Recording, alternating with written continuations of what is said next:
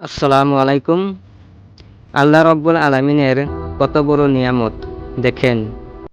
যারা ওযু করে তাদের চেহারা এনি টাইম উজ্জ্বলতা বৃদ্ধি পায়। আর ওযু ওই ব্যক্তি করে যে ব্যক্তি দিনে এবং রাতের ভিতরে ৫ ওয়াক্ত নামাজ আদায় করে। আর যারা ৫ ওয়াক্ত নামাজ আদায় করে তারা হচ্ছে মুমিন বান্দা।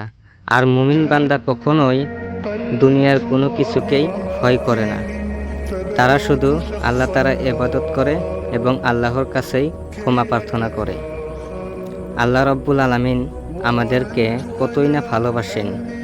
যদি কোনো গুনাহগার ব্যক্তি আল্লাহর কাছে অন্তর থেকে তওবা করে আর বলে যে, হে আল্লাহ, আমি দিনে এবং রাতের ভিতরে অনেক গুনাহ করেছি, তুমি আমার গুনাহ খাতাগুলো মাফ করো।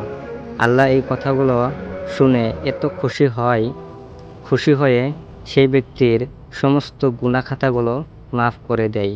আমিন। আসলেতেই আল্লাহ রব্বুল আলামিন আমাদেরকে অনেক ভালোবাসে। আল্লাহ হচ্ছেন মহান, আল্লাহ সর্বশক্তিমান, আল্লাহ সব কিছুই জানেন।